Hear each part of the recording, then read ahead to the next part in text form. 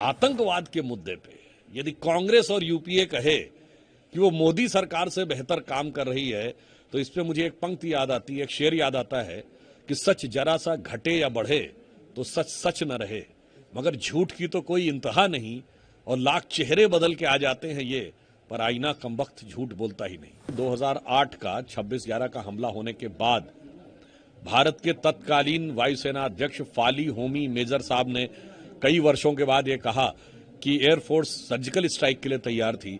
मगर कांग्रेस सरकार ने उसकी अनुमति नहीं दी। पूर्व अमेरिकी राष्ट्रपति बराक ओबामा ने अपनी किताब द प्रॉमिस लैंड में ये लिखा है 2010 में भारत यात्रा में मनमोहन सिंह जी के बात के आधार पर कि भारत की सेना एक बड़ी कार्रवाई के लिए तैयार थी, परंतु उस समय कांग्रेस की सरकार को यह लगा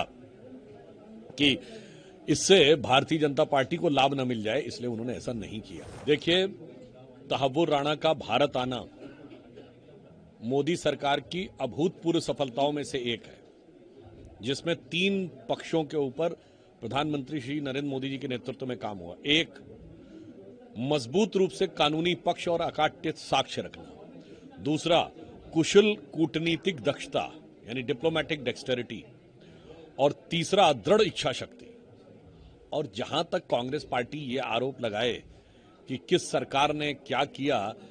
तो उनके जमाने की तो मैं याद दिलाना चाहता हूं कि 2008 का 26/11 का हमला होने के बाद भारत के तत्कालीन वायुसेना अध्यक्ष फाली होमी मेजर साहब ने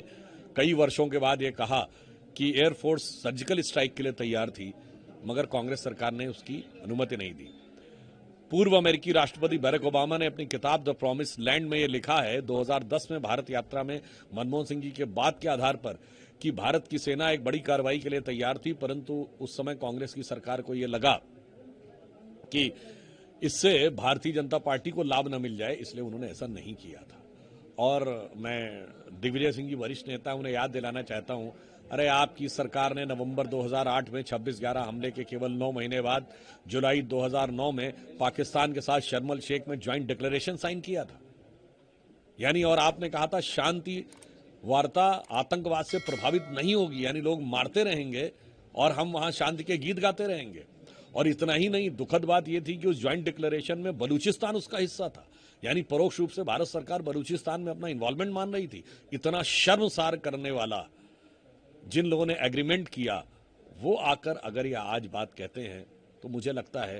कि ये बहुत दुखद और विडंबनापूर्ण लगता है। हाँ, जहां तक वो ये कह रहे हैं कि उनकी सरकार ने डोजियर में तहव्वुर राणा का नाम भेजा था,